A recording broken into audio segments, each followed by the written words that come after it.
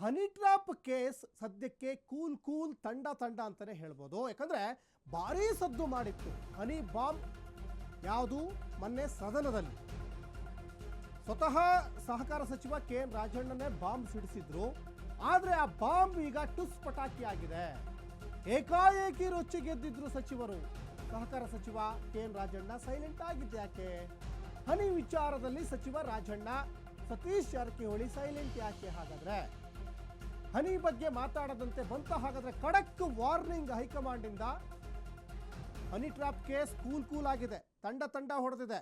ಭಾರೀ ಸದ್ದು ಮಾಡಿದಂತಹ ಕೇಸು ಸದನದಲ್ಲೇ ಅಬ್ಬರಿಸಿದ್ರು KN ರಾಜಣ್ಣ.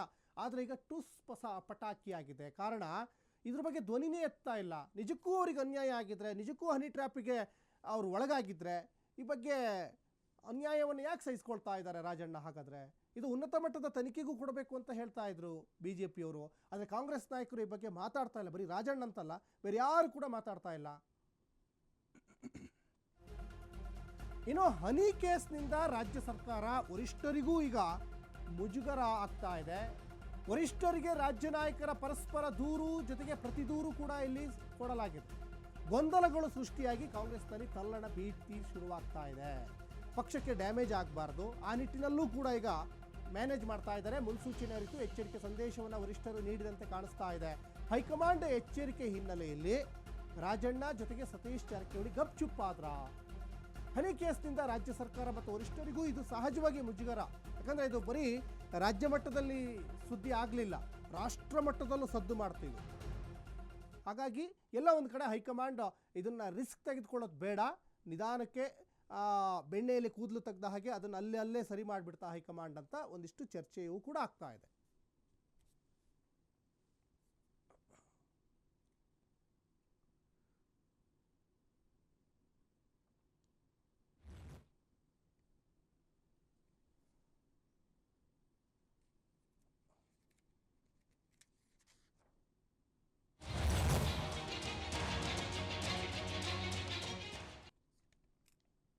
ಬದುಕು ಬಲು ಭಾರ ಆಗಿದೆ, ಬೆಲೆ ಏರಿಕೆ ಆಗಿದೆ, ಜೊತೆಗೆ ಸರ್ಕಾರ ಜನರ ಜೇಬಿಗೆ ಕತ್ತರಿ ಹಾಕ್ತಾ ಇದೆ.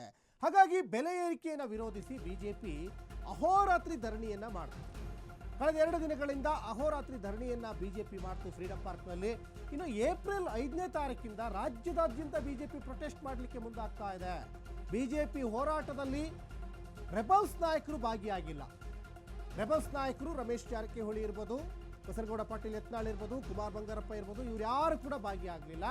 ರೆಬಲ್ಸ್ ನಾಯಕರ ವಿಶ್ವಾಸಕ್ಕೆ ಈಗಾಗಲೇ ವಿಜೇಂದ್ರ ತೆಗೆದುಕೊಂಡಿಲ್ಲ.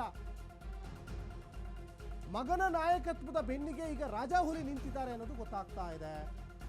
ರಾಜ್ಯಾಧ್ಯಕ್ಷ ಸೇಫ್ ಮಾಡಲಿಕ್ಕೆ BS ಯಡಿಯೂರಪ್ಪನವರು ಈಗ ಆಕ್ಟಿವ್ ಆದಂತೆ ಕಾಣಿಸ್ತಾ ಇದೆ. ಮೊನ್ನೆ ಯಡಿಯೂರಪ್ಪನವರು ಕಾಣಿಸ್ಕೊಂಡ್ರು, ಫ್ರೀಡಂ ಪಾರ್ಕ್ನಲ್ಲಿ ಬಂದಿದ್ರು.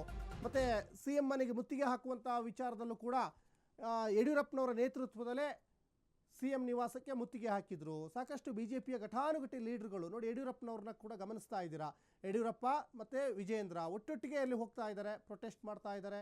ಸಾಕಷ್ಟು ಆಕ್ಟಿವ್ ಆಗ್ತಾ ಇದ್ದಾರೆ ಯಡಿಯೂರಪ್ಪನವರು. ಯಾಕೆ ಆಕ್ಟಿವ್ ಆಗ್ತಾ ಇದ್ದಾರೆ?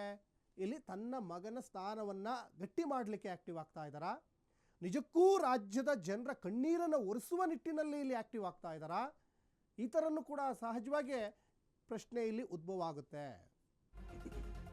ಇನ್ನು ಲೋಕಸಭಾ ಚುನಾವಣೆಗಷ್ಟೇ ಸೀಮಿತವಾಯ್ತಾ ಹಾಗಾದರೆ ಬಿಜೆಪಿ JDS ಮೈತ್ರಿ? ಸರ್ಕಾರದ ವಿರುದ್ಧ ಪ್ರತಿಭಟನೆಗೆ JDS ಬೆಂಬಲವನ್ನು ಕೂಡ ಬಿಜೆಪಿ ಕೇಳಲಿಲ್ಲ.